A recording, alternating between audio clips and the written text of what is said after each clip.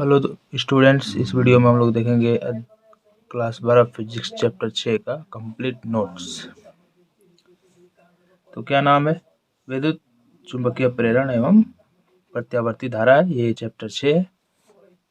तो विद्युत चुंबकीय प्रेरण क्या है, इसका डेफिनेशन याद रखिएगा। फिर विद्युत फ्लक्स नहीं चुंबकीय फ्लक्स, इसी तरह था एक विद्युत फ्लक्स, ठीक, तो उसको भी याद रखिएगा। वो विद्युत फ्लक्स ज़्यादातर विद्युत फ्लक्स वाला ही पूछता है, और चुंबकीय फ्लक्स भी याद रखिएगा। अब आगे देखते हैं। यहाँ पे चुंबकीय फ्लक्स का व्यंजक दिया है, ये वाला, ये सब याद रखिएगा।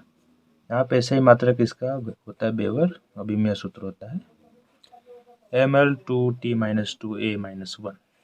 अब आगे देखते हैं। अब आगे विद्युत चुंबकीय प्रेरण संबंधी फैराडे का प्रयोग। तो विद्युत चुंबकीय संबंधी फैराडे का प्रयोग क्या है, इससे संबंधित क्वेश्चन क्या आ सकता है कि विद्युत चुंबकीय प्रेरण से आप क्या समझते हैं, फैराडे के विद्युत चुंबकीय प्रेरण संबंधी प्रयोग का व्याख्या करें। ठीक, तो विद्युत चुंबकीय प्रेरण का परिभाषा ऊपर हो चुका है, यहाँ पे प्रयोग देखेंगे हम लोग। आप अपने पिछले साल का पेपर जरूर देखिएगा कि उसमें कैसा कैसा क्वेश्चन पूछ रहा है, क्या ये क्वेश्चन आया तो कंप्लीट कीजिएगा। ठीक, वैसे मैक्सिमम ये क्वेश्चन अभी मैं देखा नहीं। अब एक और बात कि आप लाल रंग से हेडिंग मत लगाइएगा पेपर में, काले और नीले का ही यूज कीजिएगा। नोट्स बनाते वक्त इस सब का यूज कर सकते हैं, लेकिन परीक्षा में नहीं करते। अब आगे देखते हैं। फिर यहाँ पे और भी स्थिति दिया है।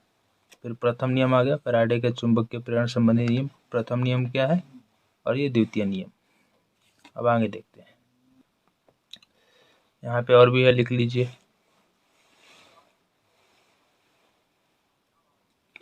अब आगे देखते हैं।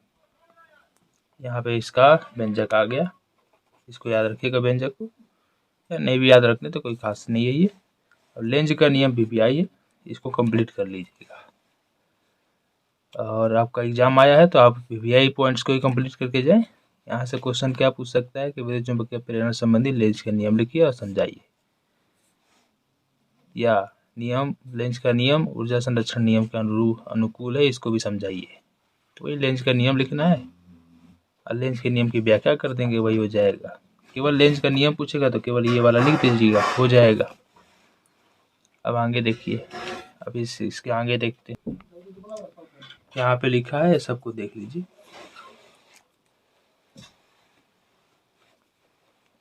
अब मेन बात इसके आगे देखते हैं। आगे और भी इसके बारे में लिखा है। नया हेडिंग आ गया, स्व प्रेरण क्या है, तो वीवीआई कंप्लीट करके जाइएगा।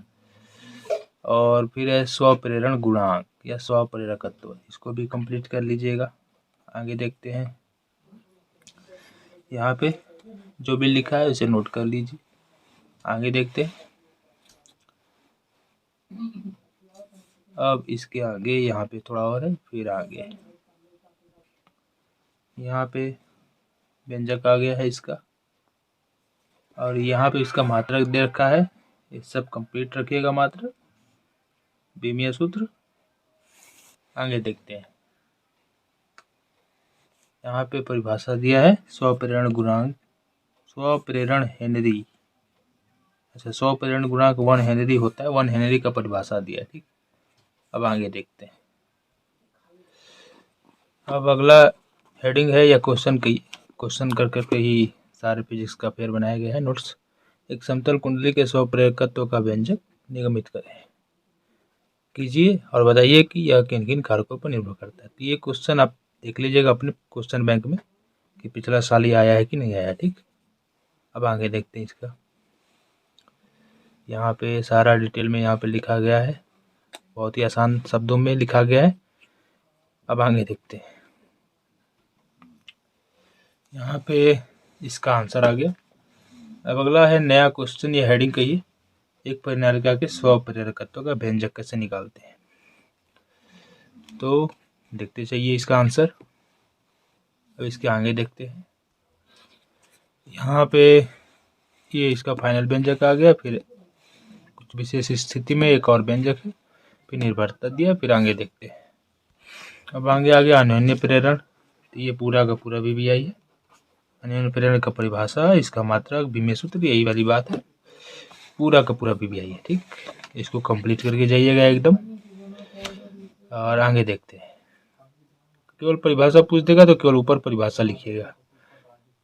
फिर भी वैसे मात्रक और विमेय सूत्र लिख देना चाहिए, तभी नंबर मिलते हैं। आगे देखते हैं। यहाँ पे और भी है। ये यहाँ पे सिद्ध हो गया m बराबर माइनस ई। नहीं, कुछ केसेज है। अब आ गया यहाँ पे ऐसा ही मात्रक। ये सब ऑब्जेक्टिव में भी काम आ जाते हैं। ठीक, अब आगे देखते हैं। यहाँ पे अब एक और व्यंजक है जो समतल वृत्ताकार कुंडलियों के बीच अन्योन्य प्रेरकत्व के लिए व्यंजक है। तो इसे मैं नहीं कहूँगा, आपको मैं जो VBI लगा रहा हूँ या पिछले साल में जो क्वेश्चन आए हुए हैं उनको पहले कंप्लीट कर लीजिएगा। समय बचेगा तब ये सब क्वेश्चन को देखिएगा। ठीक, नहीं बचेगा तो रहने दीजिएगा। पहले उन सबको एकदम लिख कर प्रैक्टिस मार लीजिएगा। ठीक, और वैसे भी पिछला साल का क्वेश्चन आप देखिएगा क्वेश्चन बैंक में, तो आपको खुद समझ में आ जाएगा। हो सकता है आपका बोर्ड में क्या पूछ रहा हो। जैसे ये सभी बोर्ड के लिए, हिंदी मीडियम में सभी बोर्ड के लिए तो नोट्स दिया जा रहा है, लेकिन आप किस बोर्ड से हैं उस बोर्ड के अनुसार ज़रूर देख लीजिएगा। अब आगे देखते हैं।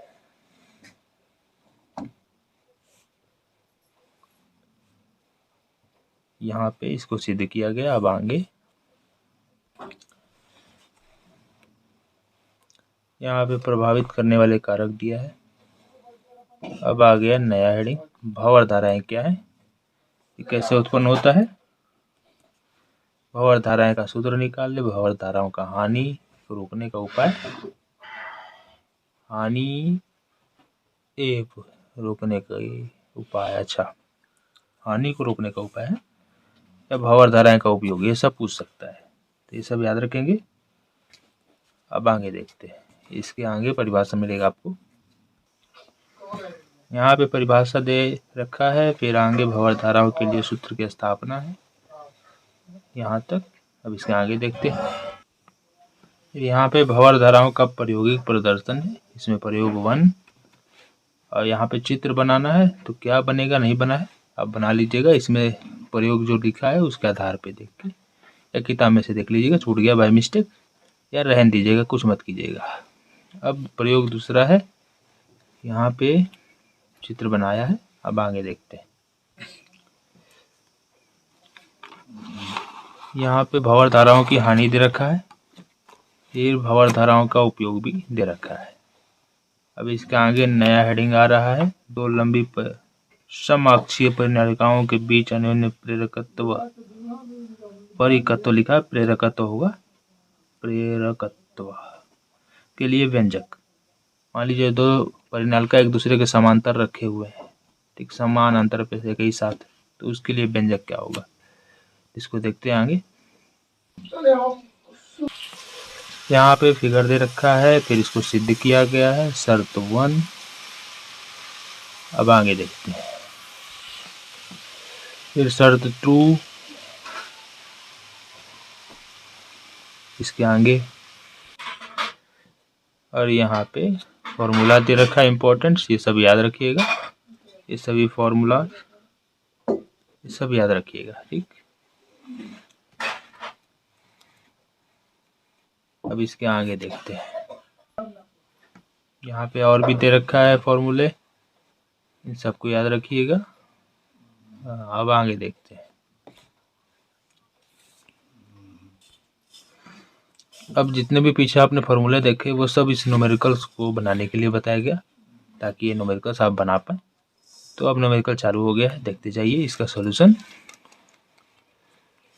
हाँ, यहाँ तक है। अब आगे देखते हैं। यहाँ पे दूसरा न्यूमेरिकल्स।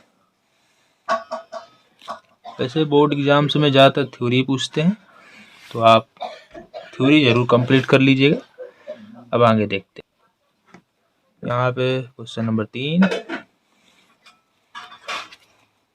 अब आगे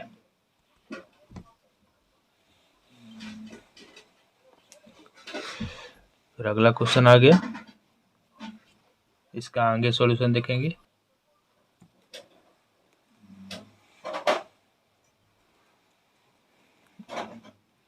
अब इसके आगे ये 5वां न्यूमेरिकल है और इसका सलूशन देख लीजिए।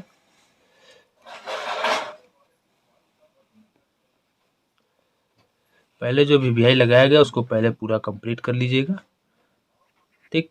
समय बचेगा तब इन सबको देखिएगा, ये अच्छा रहेगा अगर आप एग्ज़ाम दे रहे हैं, देने वाले हैं, आपका एग्ज़ाम आने वाला है तो। अब आगे देखते हैं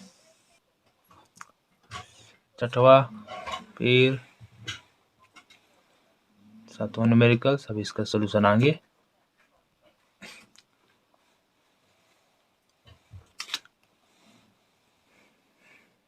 अब आगे देखते हैं।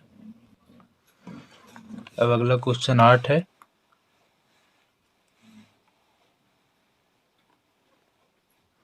अब इसके आगे देखिए क्वेश्चन नंबर 9।